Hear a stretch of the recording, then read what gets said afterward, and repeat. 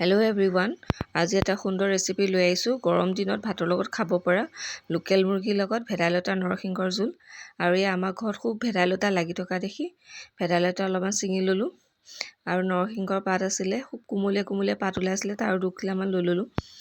এয়া জলকীয়াও লাগি থকা দেখি জলকীয়া ল'লোঁ। আৰু আজি গোটেই বস্তুখিনি ঘৰুৱাৰে হ'ব।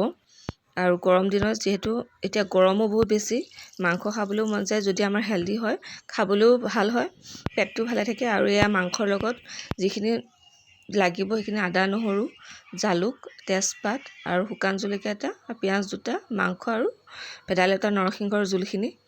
আৰু এয়া কেৰাহী এখনত গৰম কৰি তেল দিলোঁ, শুকান জলকীয়া, তেজপাত এখিলা দিলোঁ। এতিয়া পিঁয়াজ 2টা সৰু সৰুকৈ কাটি ল'লোঁ। আৰু এইখিনি অলপ সময় ভাজিম আমি। অলপ সময় ভাজাৰ পিছত ইয়াত আমি মাংসখিনি দি দিম।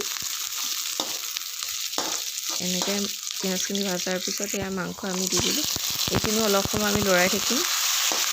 আৰু ইয়াত আমি কোনো ধৰণৰ মছলা নিদিওঁ, জিৰা, ধনিয়া হওক, অকল আদা, নহৰু আৰু জালুকে দিয়ে বনাব চেষ্টা কৰিম। এয়া নিমখ অকণমান আৰু এতিয়া হালধি অলপমান দি ধুনীয়াকৈ ভাজি, যদি লোকেল মুৰ্গী অলপ সিজিবলৈ সময় লাগে, এনেকৈ অলপ অলপকৈ ভাজি থাকিলে যিমান আপুনি ভাজিব সিমানেই টেষ্টি হ'ব। অলপ অলপকৈ ভাজি থাকিব। আৰু আপোনালোকে খাই কেনেকুৱা পায় এবাৰ জনাব। খুব টেষ্টি লাগে খাবলৈ। এয়া আদা, নহৰু খুন্দি লৈছোঁ। মিক্সিত নিপিচিব, আপোনালোকে খুন্দি পেলাই দিব। জালুকো তেনেকৈ পটাত খুন্দি ল'ব। খুন্দি লৈ এয়া আকৌ অলপ সময় ভাজিম। আৰু ভাজোঁতেও আপোনালোকে অলপ সময় যেতিয়া আদা নহৰুখিনি ভাজিলে, তাৰপিছত অলপ পানী দি অলপ সময় ভাজিব।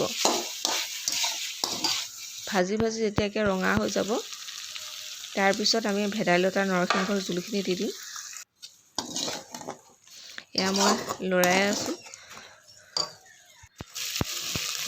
এইটো কালাৰ অহাৰ পিছত এতিয়া আপোনালোকে ভেদাইলতা নৰসিংহৰ জোলখিনি দিব আৰু ঢাকন মাৰি দিব অলপ লৰাই পেলাই। আৰু যদি আপোনালোকে খাই ভাল পায়, বনাই চাব। বনাই যদি খাই ভাল পায়, আপোনালোকে কেনেকুৱা পায় জনাব মোক কমেণ্ট কৰি। খুবেই টেষ্টি হয়, এবাৰ আপোনালোকে বনাই চাব। আৰু অলপ পানী শুহিব দিম। তাৰপিছত ধুনীয়াকৈ বাতি এটা সজাই ল'ব। এয়া ৰেডি আজি আমাৰ লোকেল মুৰ্গীৰ লগত ভেদাইলতা নৰসিংহৰ জোল। আৰু গৰম দিনত এনেকুৱা ধৰণৰ যদি আমি মাংস খাওঁ, পেটটো অপকাৰ নকৰে, পেটটো ভালে থাকে আৰু খোৱাৰ নিচিনাও অনুভৱ নহয়। ভাত বহুত খালেও অনুভৱ নহয়। আপোনালোকে এবাৰ খাই চাব। এয়া মানুহজনক আগতে টেষ্ট কৰিব দিছোঁ। বঢ়িয়া হৈছে। এতিয়া বহুত ভাল পাইছে। আজিলৈ ভিডিঅ'টো যদি ভাল লাগিল, লাইক আৰু শ্বেয়াৰ কৰিব নাপাহৰিব, ছাবস্ক্ৰাইব